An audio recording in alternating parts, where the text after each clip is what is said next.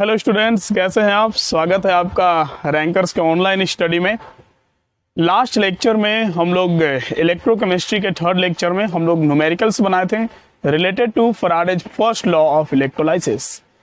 आज हम लोग स्टार्ट करने वाले हैं Faraday's second law of electrolysis.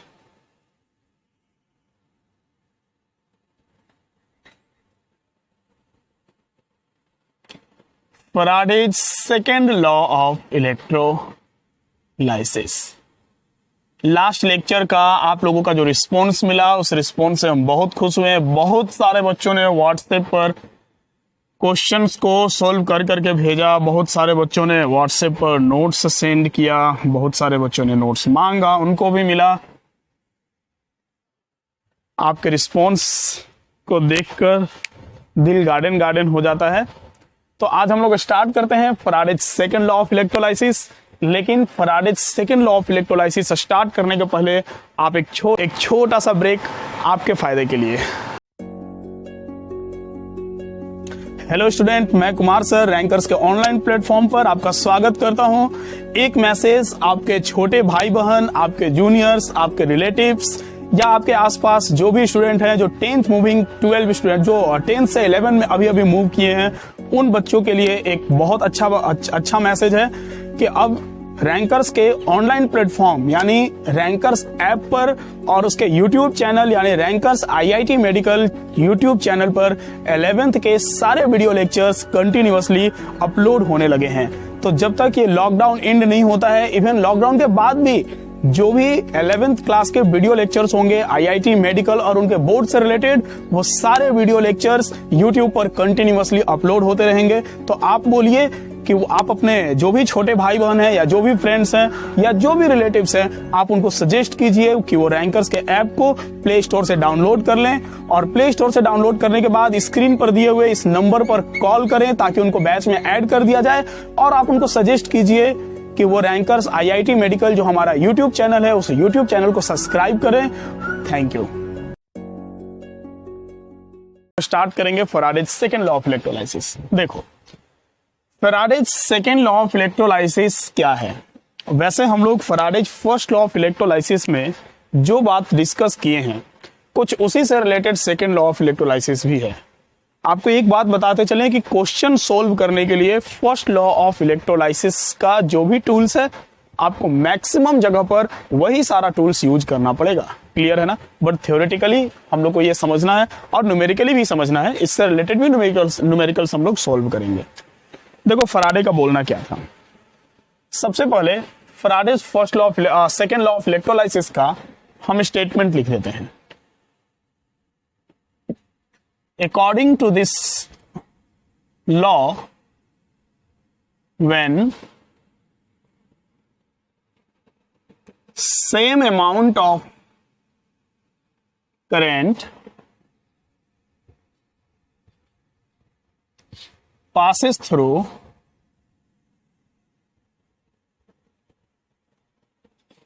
two or more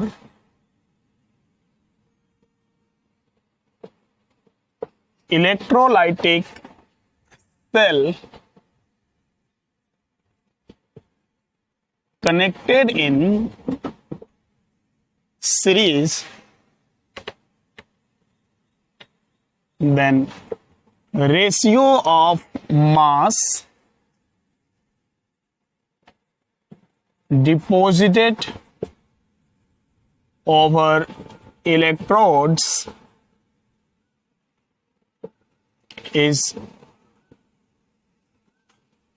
are equal to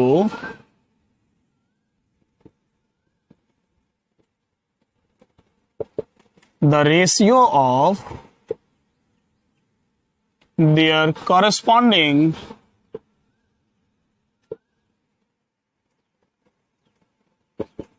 equivalent masses। देखो बच्चों, क्या बोला जा रहा, इस लॉ के according when same amount of current passes through two or more electrolytic cell connected in series, एक बात आप यहां नोट कर सकते हैं कि two or more different electrolytic cell, क्योंकि वहां पर जो इलेक्ट्रोलाइट रहेगा उन सेल में, वो सारे सेल में इलेक्ट्रोलाइट अलग अलग रहेगा। बाय द वे वो हम आपको अभी प्रैक्टिकली यहाँ दिखाने वाले हैं। तो when same amount of current passes through two or more different electrolytic cell connected in series, then the ratio of masses deposited over electrodes are equal to the ratio of their corresponding equivalent masses। Clear है ना? ये statement है Faraday's second law of electrolysis का। वैसे इस चीज को कभी कभी ऐसे भी लिखा जाता है। एक पॉइंट इसमें और भी हम लोग बोल सकते हैं। क्या बोल सकते हैं? तो हम लोग बोल सकते हैं कि मास deposited over electrode is directly proportional to their equivalent masses। जो मास डिपॉजिट होता है वो उसके इक्विवेलेंट मास के डायरेक्टली प्रोपोर्शनल होता है। कब? कंडीशन यही रहेगा when two or more different electrolytic cells connected in a series। Clear है ना? यहां से आप समझ रहे हैं, जब दो या दो से ज्यादा इलेक्ट्रोलाइट सीरीज में कनेक्टेड रहेगा और जब उनसे सेम क्वांटिटी ऑफ चार्ज पास होगा। वैसे आप एक बात समझ रहे हैं, जब सीरीज में कनेक्टेड होगा तो automatically same quantity of charge ही पास होगा, जो करंट है वो सेम ही पास होगा। तो सेम क्वांटिटी ऑफ इलेक्ट्रिसिटी जब पास होगा उनसे, तो जो रेशियो ऑफ मासेस है जो डिपॉजिट हो रहा उनके रिस्पेक्टिव इलेक्ट्रोड्स के ऊपर, वो उनके इक्विवेलेंट मास के रेशियो के इक्वल होगा या फिर डायरेक्टली प्रोपोर्शनल होगा। ऐसा हम लोग बोल रहे हैं, हम नहीं बोल रहे हैं, ऐसा फैराडे बोल रहा। अब हम लोग भी बोलेंगे जब इसको अच्छे से जरा समझ जाएंगे। तो ये स्टेटमेंट है, स्टेटमेंट आप नोट कर लीजिए, हम इसको मिटा रहे हैं।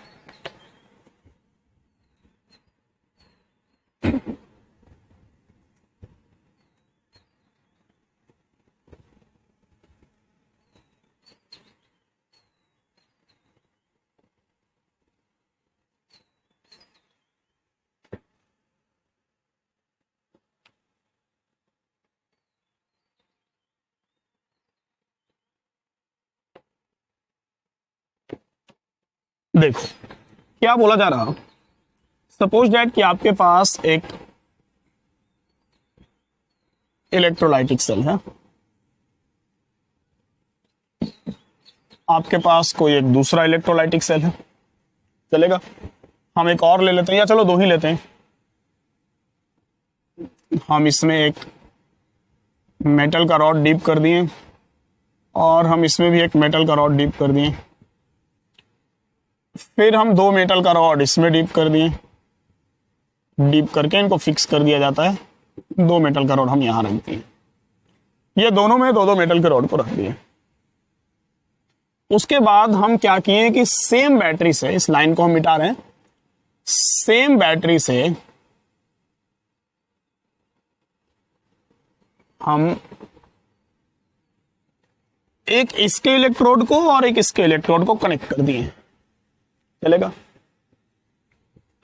और फिर इन दोनों को हम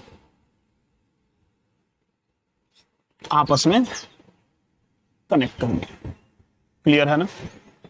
देखो अब ये अगर निगेटिव एंड है और ये पॉजिटिव एंड है, तो उस अकॉर्डिंग इस इलेक्ट्रोड का ये वाला पार्ट जो है वो कैथोड हो जाएगा और इस इलेक्ट्रोड का ये वाला जो पार्ट है वो एनोड हो जाएगा। तो किसी भी सेल में एक कैथोड और एक एनोड होगा, तो अगर ये पार्ट कैथोड है तो इसका ये वाला पार्ट एनोड हो गया, और अगर इसका ये पार्ट एनोड है तो ये वाला पार्ट इसका कैथोड हो गया। क्लियर है ना? कैथोड हो गया। ओवरऑल कहने का ये मतलब है कि सेम बैटरी से दोनों सेल को कनेक्ट कर दिए, एक सेल के कैथोड को दूसरे सेल के एनोड से और पहले सेल के एनोड को दूसरे सेल के कैथोड से कनेक्ट कर दिया गया। सपोज दैट कि इसमें हम एक इलेक्ट्रोलाइट भर दिए। कौन सा इलेक्ट्रोलाइट भरिएगा सर? सपोज दैट कि हम इसमें इलेक्ट्रोलाइट भर दिए हैं AgNO3, एक्वस AgNO3। आप मोल्टेन भी ले सकते हैं, उससे हमको कोई प्रॉब्लम नहीं। सपोज दैट इसमें भर दिए, क्या भर दिए सर? चलो CuSO4, एक्वस CuSO4, चलेगा? अब क्या बोला जा रहा, अब आप स्टेटमेंट को एक बार पढ़िए, पढ़ लीजिए, पहले स्टेटमेंट को एक बार पढ़ लीजिए जो लिखा हुआ है, पढ़िए, पढ़, हाँ तो पढ़ लिया आप क्या पढ़े, आप पढ़ें कि जो रेशियो ऑफ मासेस है deposited over electrode is equal to the ratio of their corresponding equivalent masses. Suppose that कि अगर हम यहां बात करें, इस केस में बात करें, तो यहां हमारे पास AgNO3 है, ठीक है, Ag प्लस डिपॉजिट करेगा, यहां हमारे पास CuSO4 है, ठीक है, Cu2 प्लस डिपॉजिट करेगा, किसके ऊपर, Cu2 प्लस कैथोड के ऊपर, Ag प्लस किसके ऊपर, कैथोड के ऊपर, एनोड के ऊपर निगेटिव वाला पार्ट जाएगा दोनों का, चलेगा। कहने का यह मतलब है कि सपोज दैट कि इसमें W ग्राम सिल्वर डिपॉजिट हो रहा है, किसके ऊपर, कैथोड के ऊपर, और इसमें W ग्राम कॉपर डिपॉजिट हो रहा है, किसके ऊपर सर, कैथोड के ऊपर। सपोज दैट कि यहां पर सिल्वर का इक्विवेलेंट मास E है और यहां भी कॉपर का इक्विवेलेंट मास E है, EAg और ECu लिए हैं, क्लियर है ना। Then according to second law of electrolysis, आपसे क्या बोला जा रहा, अगर हम यहां लिखना चाहें कि according to second law of electrolysis, तो आपसे क्या बोला जा रहा, the ratio of masses deposited over electrode is equal to the ratio of their corresponding equivalent masses. WAg by WCu is equal to EAg by ECu। मतलब overall कहने का मतलब है कि अगर आप इसको A B या कुछ भी कंसीडर करके लिखना चाहें तो एक फॉर्मूला आप यहां से अराइज कर सकते हैं। क्या अराइज कर सकते हैं, तो आप कर सकते हैं W1 by W2 is equal to E1 by E2, या कर सकते हैं WA by WB is equal to EA by EB। चलेगा, क्लियर हुआ। अब बोलो सर कैसे हुआ ये, फराडे बोल रहा और हम लोग मान लें, ऐसा है क्या, नहीं नहीं नहीं नहीं, रटना तो है नहीं, आपको समझना है, जो बोले रट लो तुम वहां से क्या हट लो। कैसे समझे सर, देखो बाबू सिंपल सी बात है, फर्स्ट लॉ ऑफ इलेक्ट्रोलाइसिस लगाओ यहां पर, फर्स्ट वाले सेल में, फर्स्ट वाले सेल में फर्स्ट लॉ ऑफ इलेक्ट्रोलाइसिस लगाएंगे तो हमको मिलेगा W is equal to ZIT, मिलेगा ना। अच्छे से लिखो, देखो ऐसे लिखो, वी नो दैट, हम जानते हैं कि, क्या जानते हैं, तो हम लोग जानते हैं कि W इज इक्वल टू होता है ZIT, या फिर W इज इक्वल टू हम लिख सकते हैं ZQ, चलेगा, या फिर हम लिख सकते हैं W is equal to EQ by F। F मतलब फराडे कांस्टेंट 96,500, या तो आप पूरा का पूरा 96,500 लिख दो या सिर्फ F लिखो, बात बराबर है। अगर हम फर्स्ट सेल के लिए इस फॉर्मूला को अप्लाई करें तो हम लिखेंगे WAG is equal to EAG by F into Q, लिखेंगे कि नहीं बोलो। अगर हम सेकेंड वाले सेल के लिए अप्लाई करें तो हम लिखेंगे WCU is equal to ECU by F into Q, क्या लिखेंगे ना। ये इक्वेशन 1 है, ये इक्वेशन 2 है, चलेगा। रेशियो निकाल दो, आपको रेशियो का बात किया जा रहा, रेशियो निकाल दो। रेशियो निकालने के लिए आपको 1/2 करना पड़ेगा, क्या हो जाएगा, तो sir WAG by WCU is equal to, इसको इससे डिवाइड करेंगे भाई साहब, जब इसको इससे डिवाइड करेंगे QQ कैंसल हो जाएगा, FF कैंसल हो जाएगा, बच जाएगा EAG बाई ECU। ये लो फराडे का सेकंड लॉ से उसका फराडे के फर्स्ट लॉ से उसका सेकंड लॉ प्रूफ हो गया, क्लियर है ना। The ratio of masses deposited over electrode is equal to the ratio of their corresponding equivalent masses, चलेगा। क्लियर है ना। तो इस तरह से हम लोग फैराडे सेकेंड लॉ को यहां पर प्रूफ कर ले रहे हैं। ये हमारे पास फैराडे सेकेंड लॉ का फॉर्मूला है।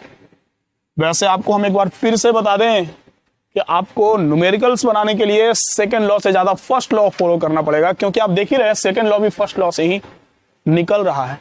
तो आपको न्यूमेरिकल्स बनाने के लिए सबसे ज्यादा फर्स्ट लॉ वाले सारे टूल्स का ही जरूरत पड़ेगा। वैसे इसमें और भी बहुत सारा फॉर्मूला बताया, तो ये जो यहाँ दिख रहा ना, तो बहुत सारा फॉर्मूला एन फैक्टर से रिलेटेड था, molar mass, equivalent mass, number of equivalent, ये सारा कुछ पीछे के लेक्चर्स में हो चुका है। उन लेक्चर्स को आप ध्यान से देखिए, अच्छे से देखिए, और उसके बाद सेकेंड लॉ वाले जो फ्री फॉर्मूला है इससे रिलेटेड हम लोग क्वेश्चन बनाएंगे। तो आप इसको जरा फटाफट नोट कीजिए, और अभी हम लोग इससे रिलेटेड 2-4 क्वेश्चन बना लेते हैं ताकि ये लॉ अच्छे से क्लियर हो जाए। नोट करो जल्दी, तेजी से।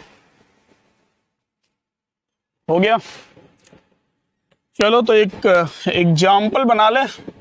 पहले एक छोटा सा क्वेश्चन देख लेते हैं एग्जाम्पल के लिए, उसके बाद फिर आपको हम बड़ा बड़ा अच्छा क्वेश्चन देने वाले हैं। तो ये जो छोटा सा क्वेश्चन है लिखिएगा। चलो हम लिख देते हैं, फिर मिटा भी देंगे, जल्दी लिखना। अ direct current deposit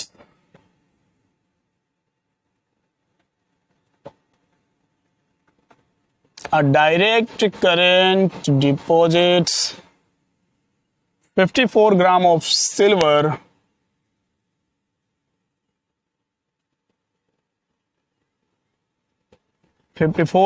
silver during electrolysis.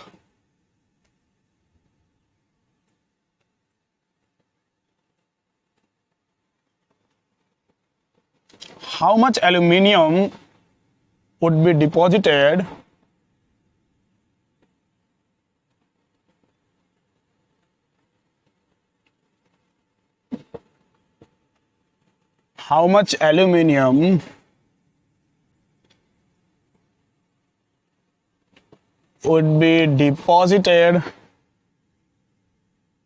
from aluminum chloride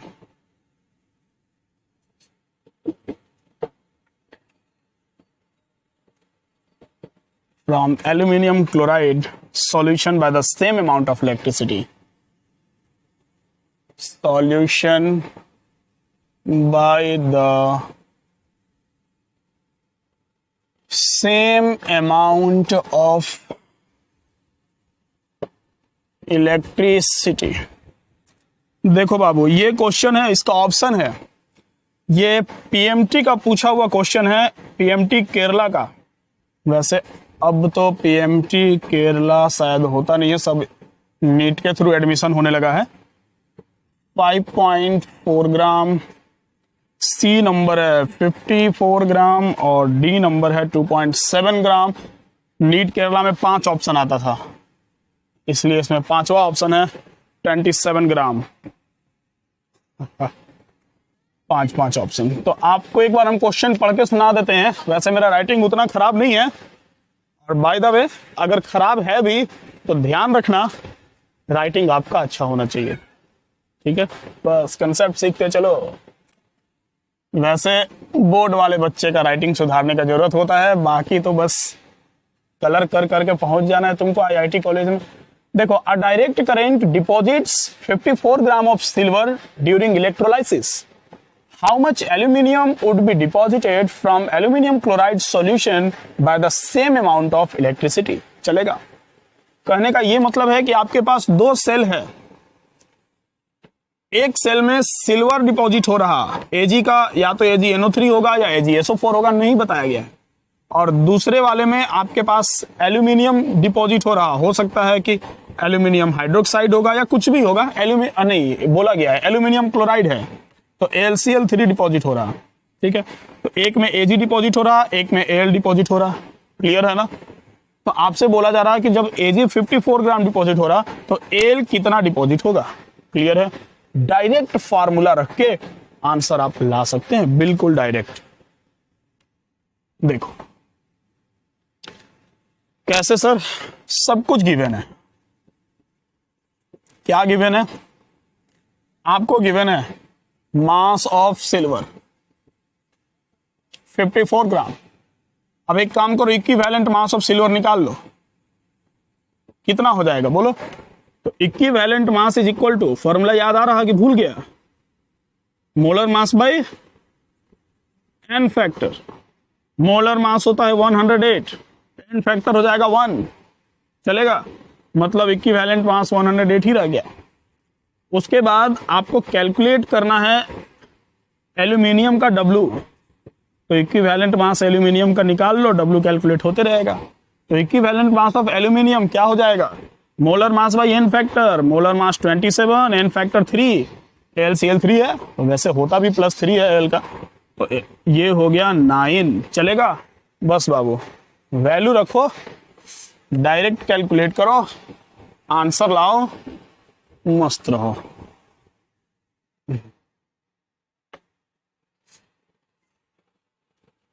मेरे देखो, तो ये हमारे पास केस है, formula WAG by WAL is equal to EAG by EL, और निकालना क्या है बच्चा पार्टी, WL। तो WL इज इक्वल टू क्या हो जाएगा, तो सर हो जाएगा WAG into EL by EAG, चलेगा। WAG mass of AG 54 into equivalent mass of aluminium, aluminium का इक्विवेलेंट मास दिया हुआ है 9 divided by equivalent mass of silver, equivalent mass of silver is 108, clear है। 54 से 2 टाइम्स में 108 कैंसल, 2 से 4.5 times में cancel, 4.5 gram. Option number A is correct option, चलेगा। वैसे हम वीडियो के स्टार्टिंग में, क्वेश्चन के स्टार्टिंग में पॉज करके आपको बनाने के लिए बोलना भूल गए थे। उम्मीद करते हैं कि आप हमारी ईमानदारी का पूरा फायदा उठाए होंगे, आप खुद से नहीं बनाए होंगे। चलिए नोट कीजिए, नोट कीजिए, हम दूसरा क्वेश्चन तैयार करते हैं।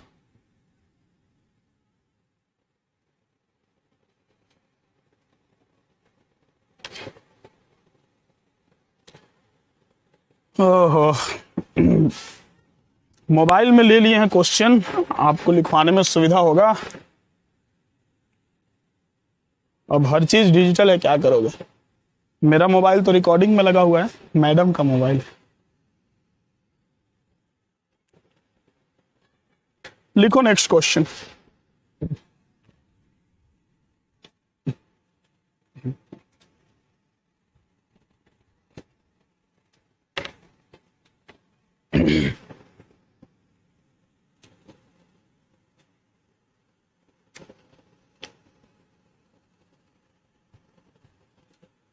भाई मेरे क्वेश्चन जो है ना बहुत बड़ा है, बोल के लिखवाएं या लिख दें। लिखो, सुन के लिखो। In an electrolysis experiment, a current was passed for 5 hours through 2 cells connected in a series. Full stop दे दो। The first cell contains a solution of gold salt. The first cell contains a solution of gold salt and the second cell contains copper sulfate solution. Second cell contain copper sulfate solution. Full stop मारो। 9.85 gram of gold was deposited in the first cell. 9.85 gram of gold was deposited in the first cell. If oxidation number of gold is +3, find the amount of copper deposited on the cathode in the second cell. Full stop। सिर्फ इतना ही नहीं, भी और calculate करना है। Also calculate the magnitude of the current in ampere.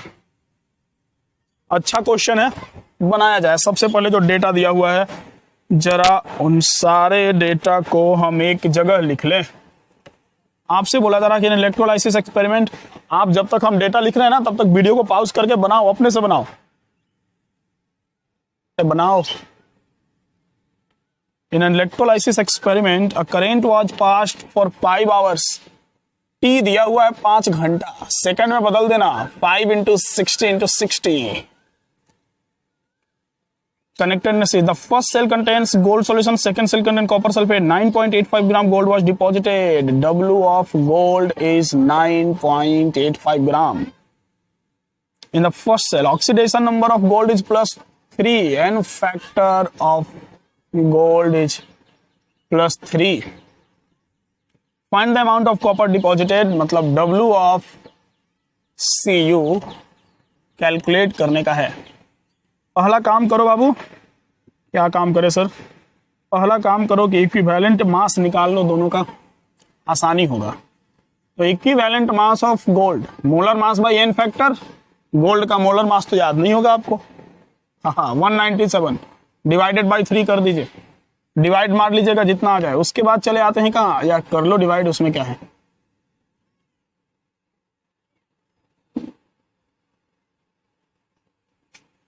ऐसा ऐसा कुछ आएगा, कर लेना, हम आगे बढ़ते हैं।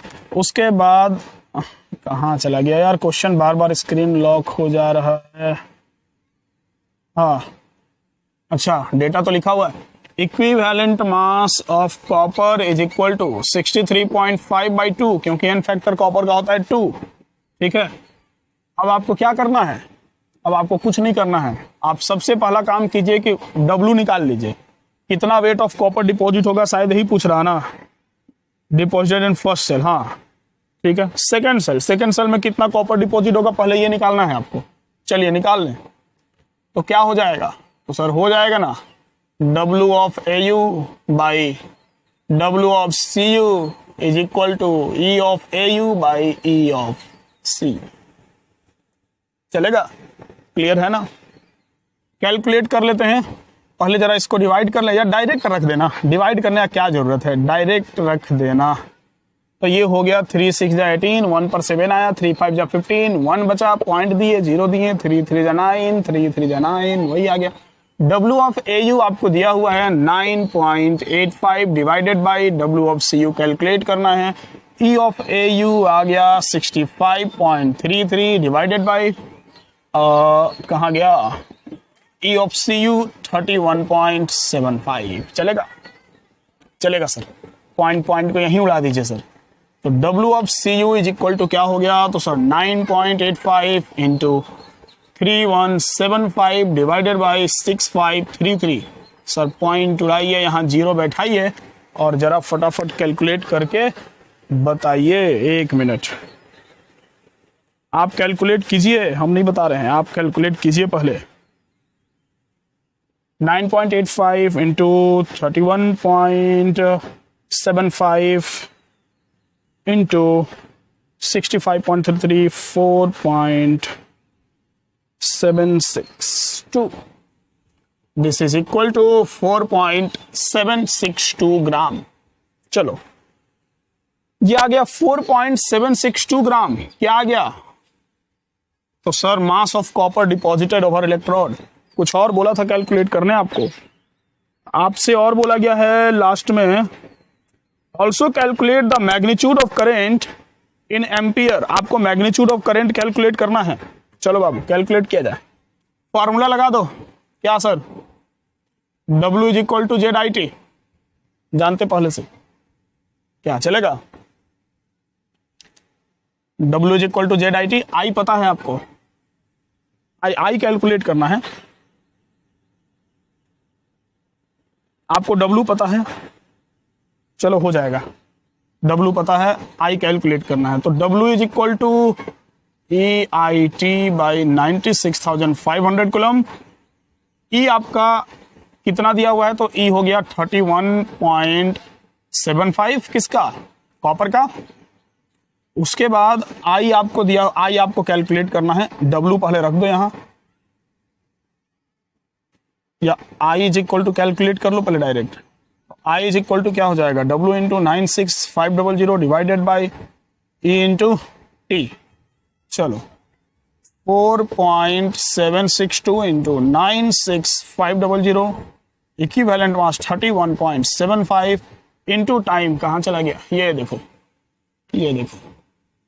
6 6 जा 36 और 36 इंटू 5 5 6 जा 30 5 3 जा 15 एंड 15 15 15 3 18 0 0 18,000 सेकेंड। ओहो, एक बड़ा सा कैलकुलेशन है। चलो डिवाइड मारो, आप लोग अपने से कीजिए, हम तो समय बचाने के लिए थोड़ा कैलकुलेटर का सहारा लेंगे ही लेंगे। जैसे 0.804, ये आ रहा 0.804 और आई का वैल्यू है इसलिए हो जाएगा एम्पियर में। चलेगा, आंसर भी मैच करा लीजिए sir. Yes, 0.804 ampere is correct answer. चलो नोट करो तेजी से, तीसरा क्वेश्चन लिखवा रहे हैं जो आपको खुद से बनाना पड़ेगा। लिखिए जल्दी, नोट कीजिए। हो गया बच्चा पार्टी, नेक्स्ट क्वेश्चन लिखिए। नेक्स्ट क्वेश्चन जो आपको हम दे रहे हैं, इस क्वेश्चन को आपको बनाना है। अभी लिख के रख लीजिएगा, क्वेश्चन को बनाइएगा और बना के कमेंट बॉक्स में आप इसका आंसर कमेंट कीजिएगा, ठीक है ना, श्योर कमेंट कीजिएगा। और जरा वीडियो को लाइक शेयर करते रहो, अपने दोस्तों को बताओ, सबको पहुंचाओ कि सर इतना बढ़िया मटेरियल प्रोवाइड करा रहे हैं, सब इसका फायदा उठाए। लिखो क्वेश्चन, लिखो।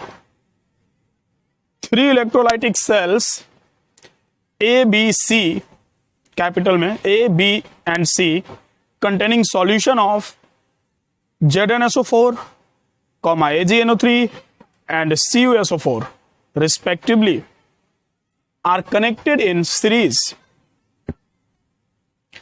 full stop. A steady current of 1.5 ampere was passed through them. A steady current of 1.5 ampere was passed through them until 1.45 gram of silver deposited at the cathode of cell B. Deposited of the cathode of cell B. Full stop. How long did the current flow? How long did the current flow? Question mark दे दो, अभी और भी है, बड़ा है। What mass of copper and zinc were deposited? What mass of copper and zinc were deposited? ध्यान में रखना बाबू, आपके नॉलेज के लिए एक बात हम बताते चले। क्या बताते चले सर? तो बताते चले कि जिंक का मोलर मास 65 होता है, कॉपर का मोलर मास 63.5 होता है, और एक क्या, कौन सा कंपोनेंट है? सिल्वर का 108 होता है। वैसे पीछे के क्वेश्चन में ये सब मिल चुका है और उम्मीद करते हैं कि आपको मोलर मास सबका तो याद नहीं होगा, लेकिन फिर भी याद होगा।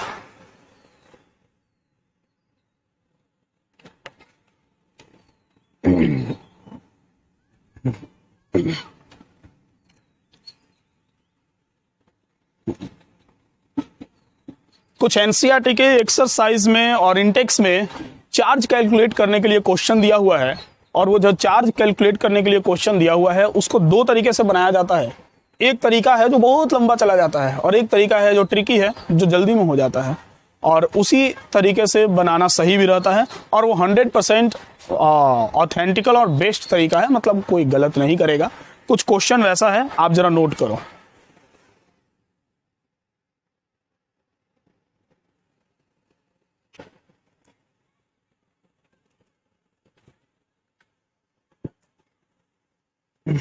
वैसे ये एक्सरसाइज वाला क्वेश्चन नहीं है, बट इसी टाइप का है, और अब आपसे सब बन जाएगा। आपसे बोला जा रहा है कि how much electricity is required in coulomb. Question है how much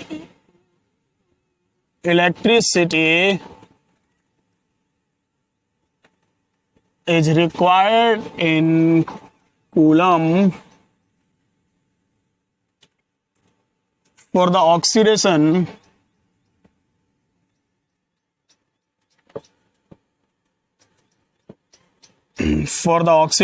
of A number में आपको दिया हुआ है 1 mole of H2O 2O2। B number में दिया हुआ है आपको 1 mole of FeO2 Fe2O3।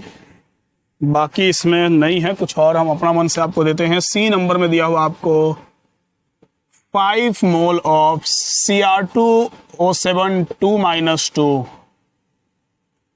Cr, क्या चलेगा?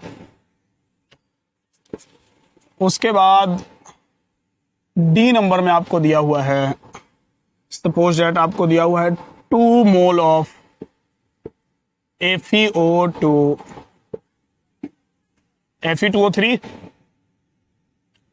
ये इस तरह का क्वेश्चन है, ठीक है। हम सब नहीं लिखते हैं, कुछ क्वेश्चन आपको लिखवा देंगे घर से बनाने के लिए।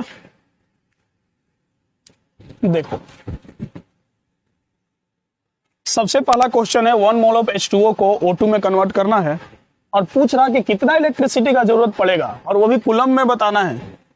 तो आपका काम आसान है कि कूलम में बताना है, ठीक है। देखिए, 1 मोल ऑफ H2O से आपको O2 बनाना है। कैसे बनेगा सर? H2O से O2 बनाने के लिए सबसे पहले H2O से O2 हमको निकालना पड़ेगा। H2O से O2 बाहर निकालेंगे। कैसे निकालेंगे सर? इलेक्ट्रोलाइसिस करा देंगे। देखो, H2O का इलेक्ट्रोलाइसिस करा दो। H2O का इलेक्ट्रोलाइसिस कराएंगे तो 2H प्लस और O2 माइनस मिलेगा। यह पिछले क्लास में भी इससे रिलेटेड एक क्वेश्चन हुआ था इस तरह का, चलेगा। अब 1 मोल H2O का करवाएं तो हमको 1 मोल O2 माइनस मिला। क्लियर है ना? हम 2 मोल का कराएंगे तो ये 4H प्लस मिलेगा और ये हमको 2O2 माइनस मिलेगा। क्लियर है? अब इस 2O2 माइनस से जब 2 इलेक्ट्रॉन बाहर निकालेंगे, 1 से 2 निकालेंगे तो 2 से 4 निकालेंगे, तब जाकर बनेगा क्या? 2। क्लियर है ना? चलेगा? दिख रहा ना? मतलब क्या? तो मतलब सर ओवरऑल हमको H2O से O2 बनाने में कितना इलेक्ट्रिसिटी हमको निकालना पड़े, कितना इलेक्ट्रॉन का जरूरत पड़ा? 4 इलेक्ट्रॉन का, मतलब कि 4 मोल इलेक्ट्रॉन का, और 1 मोल इलेक्ट्रॉन का चार्ज 1 फराडे होता है। तो भाई 4 मोल इलेक्ट्रॉन का चार्ज कितना होगा? 4 फराडे होगा, या फिर 4 इंटू 96,500 कूलम होगा। चलेगा? क्लियर हुआ? बोलो बोलो, चलेगा? तो इस तरह से H2O से O2 बनाने में, या ऐसा बोले 2H2O से O2 बनाने में हमको 4 फराडे का, मतलब इसको मल्टीप्लाई कर लेना, क्या आ जाएगा? 0 0 0 4 6 जा 30 एंड 2 32 4 9 जा 36 36 और 2 34 कूलम। इतना कूलम चार्ज का जरूरत पड़ेगा। क्लियर है ना? तो बाबू बहुत आसान है, चलेगा। तो charge required for making O2 from 2H2O is 4 Faraday. Clear है ना? इसके बाद बाकी का आप उम्मीद करते हैं आपसे बन जाएगा। कहां चला गया?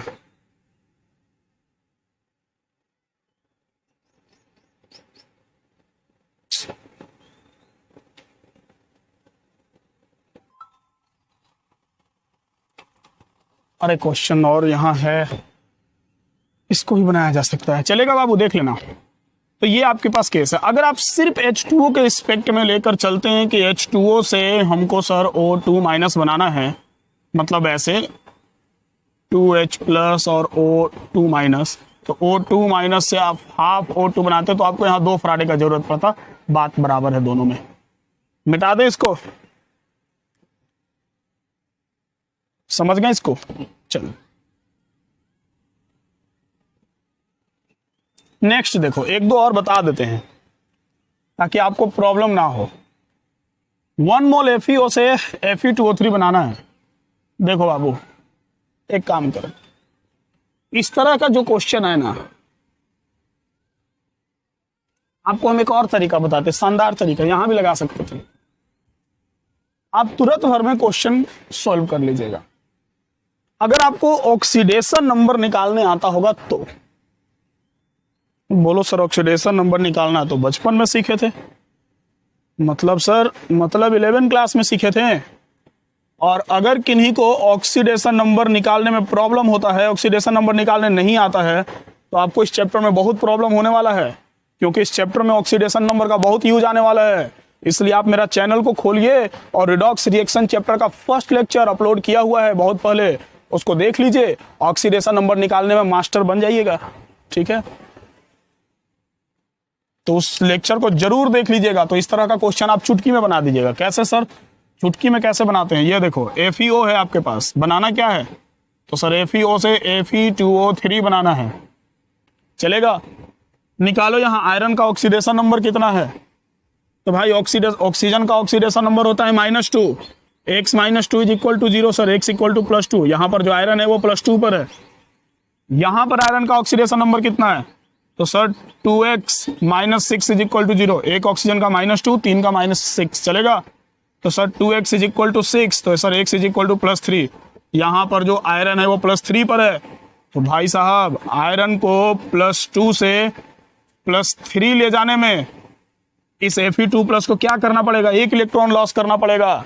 मतलब कितना? 1 मोल इलेक्ट्रॉन लॉस करना पड़ेगा। और 1 मोल इलेक्ट्रॉन का चार्ज कितना होता है sir? 1 Faraday, 96,500 coulomb. That's all, चलेगा।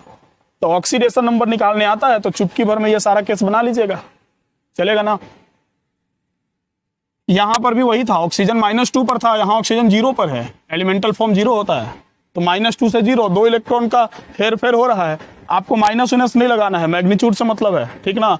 तो जितना इलेक्ट्रॉन का हेर फेर हो रहा है उतना फराडे, मतलब उतना इंटू 96,500 वही चार्ज का जरूरत पड़ेगा, चलेगा। ये देखो यहाँ Cr2O7 से Cr बनाना है।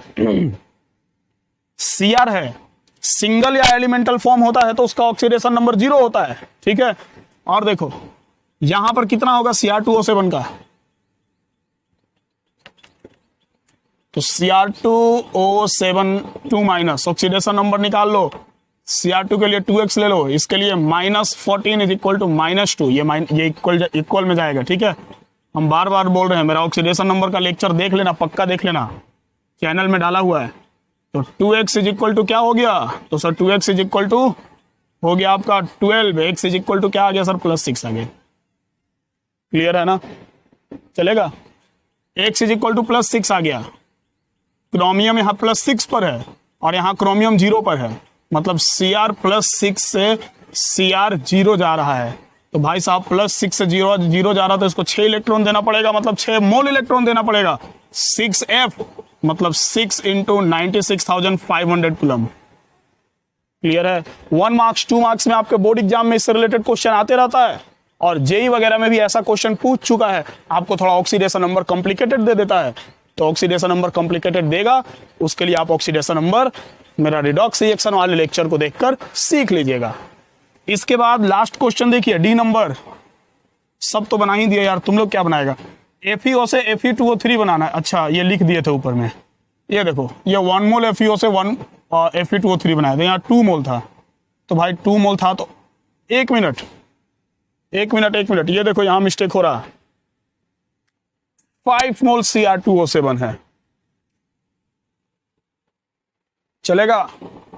5 मोल है, तो 5 मोल है तो 1 मोल को 6 इलेक्ट्रॉन चाहिए, तो 5 मोल को 5 इंटू 6, 5 इलेक्ट्रॉन हो गया मिस्टेक।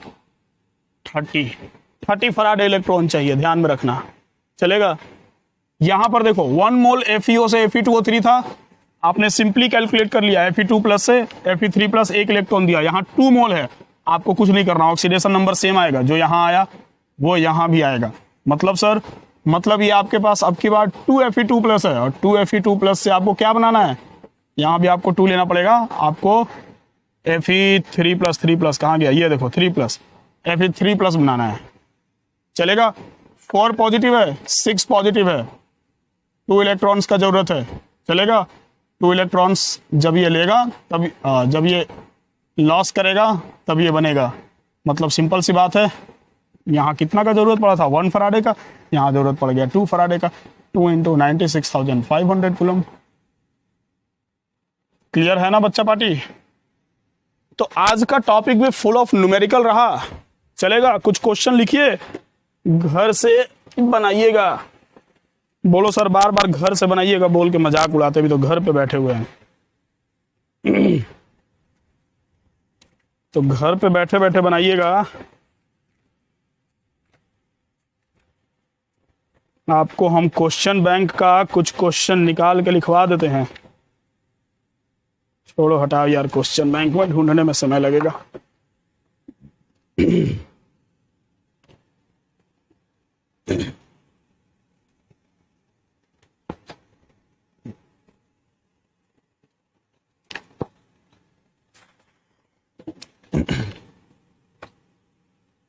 क्वेश्चन सेम रहेगा, आपको ए बी सी डी तक दिए थे, ई नंबर से उसको आप आगे बढ़ा लीजिएगा, ठीक है। हाँ,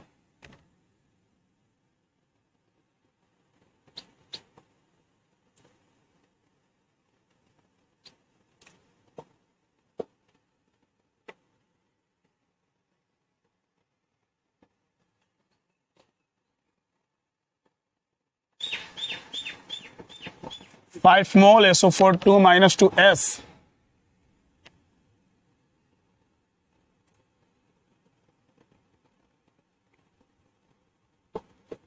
टेन मोल HNO3 2N+5, +5 मत करो, +3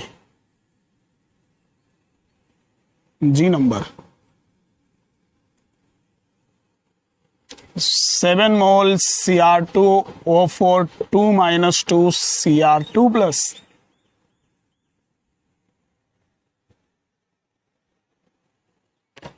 चलेगा। इसमें लिखो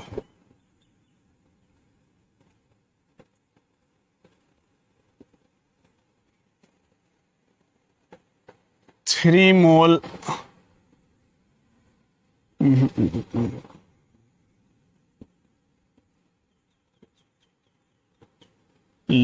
H2SO4 2O2 2+,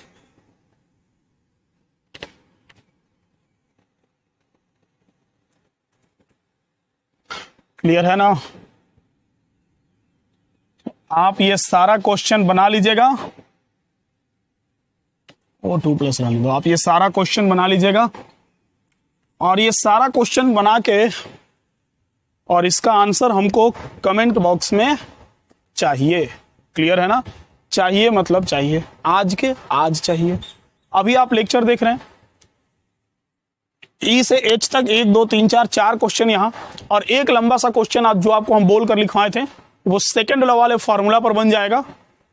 थोड़ा सा फर्स्ट वाला कंसेप्ट अगर यूज करना होगा कर लेना, देख लेना, जो भी हो, तुम उतना समझदार है। और सारे क्वेश्चन का आंसर हमको कमेंट बॉक्स में चाहिए। और बाकी लेक्चर के बारे में कमेंट करते रहिए, लाइक करते रहिए, और वीडियो को जितना ज्यादा से ज्यादा हो सके शेयर करते रहिए। अपने दोस्तों को चैनल सब्सक्राइब करवाइए। क्लियर है ना। चलो तो मिलते हैं नेक्स्ट लेक्चर में हम लोग, तब तक के लिए गुड बाय। खुश रहिए, स्वस्थ रहिए और घर पर रहिए।